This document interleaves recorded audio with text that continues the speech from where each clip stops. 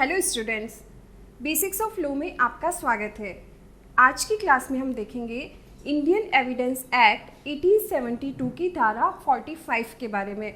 धारा 45 बताती है कि विशेषज्ञ कौन है, एक्सपर्ट्स कौन है और एक्सपर्ट की ओपिनियन कोर्ट के डिसीजन में कितना इम्पॉर्टेंट रोल प्ले करती है।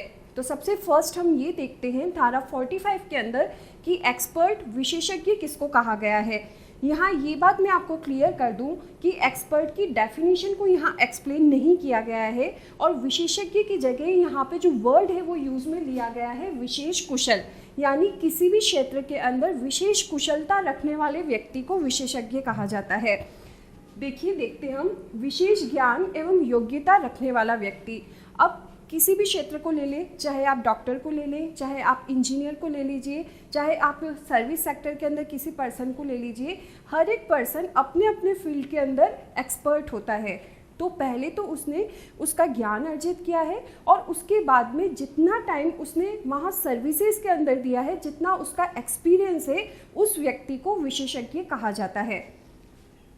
ऐसा व्यक्ति जिसने अभ्यास किया है, प्रैक्टिस किया है, निरीक्षण किया है और सतत उसने अध्ययन किया है, कंटिन्यूसली वो लर्निंग पार्ट वहाँ पे चल रहा है, उसके द्वारा किसी विषय विशेष में विशिष्ट ज्ञान या अनुभव रखने वाले व्यक्ति को विशेषज्ञ कहा जा सकता है। तो ये बात यहाँ पे क्लियर हुई धारा 45 के अंदर कि किसी भी क्षेत्र के अंदर अगर विशेष कुशलता रखी जाती है तो ऐसे व्यक्ति को विशेषज्ञ कहा जाता है। उसके लिए मेन क्या होगा, उस क्षेत्र के अंदर उसके जो ज्ञान है वो विशेषता रखने वाला हो, बहुत टाइम तक उसने सतत उसमें कंटिन्यूसली अध्ययन किया है और उसके साथ ही उसने प्रैक्टिस किया है, बहुत टाइम तक उसने उस क्षेत्र के अंदर काम किया है, ऐसे व्यक्ति को विशेषज्ञ कहा जाता है। अब कौन कौन से ऐसे मामले हैं जिसके अंदर न्यायालय डिसीजन देता है किसी भी प्रोसीडिंग के अंदर, तो विशेषज्ञ की जो राय है वो इम्पॉर्टेंट रोल प्ले करती है। सबसे फर्स्ट होता है विदेशी विधि, फॉरेन लॉ के बारे में। किसी भी कोर्ट के अंदर प्रोसीडिंग चल रही है तो ज़रूरी नहीं है कि वहाँ पे जो मजिस्ट्रेट है या जो लॉयर्स है उनको इंडिया के बाहर जो फॉरेन लॉ चल रहा है उसका भी विशेष ज्ञान हो। तो जब ऐसी कोई बात है, कोई व्यवसाय का कोई मुद्दा हो गया, बिजनेस का हो गया, या फिर इंटरनेशनल कोई बिजनेस किया है, कोई एक्सपोर्ट या इंपोर्ट किया है और उसके अंदर ट्रेड बिहेवियर के अंदर कोई बात ऐसी होती है, कोई डिस्प्यूट ऐसा होता है जो फॉरेन कंट्री के साथ में हो रहा है और अगर इस बारे में वहाँ के लोगों को, लॉयर को या मजिस्ट्रेट को ज्ञान नहीं है, तो ऐसे क्षेत्र के अंदर किसी विशेषता रखने वाले विशेषज्ञ की राय को लिया जाता है, उसकी ओपिनियन को लिया जाता है। सेकेंड, विज्ञान के बारे में।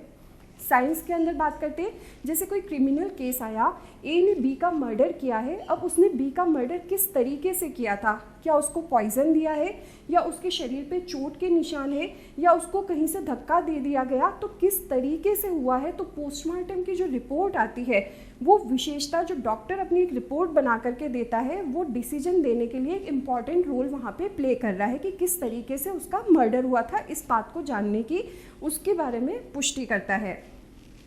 थर्ड बात करते हैं हम कला, आर्ट्स के बारे में। जैसे आप कोई कॉइन ले लीजिए, अभी कितने टाइम पुराने थे, या किसी हम संस्कृति के बारे में बात करते हैं तो ऐसा कोई पुरातत्व खंड का कोई भी ऐसा केस सामने आता है और कितने साल वो पुराना था, कितनी सभ्यता के बारे में अगर बात की गई है तो इसके लिए उसमें जो एक्सपर्ट है उस व्यक्ति की राय को लिया जाता है। फोर्थ है आपका हस्तलेख, हैंड राइटिंग के बारे में।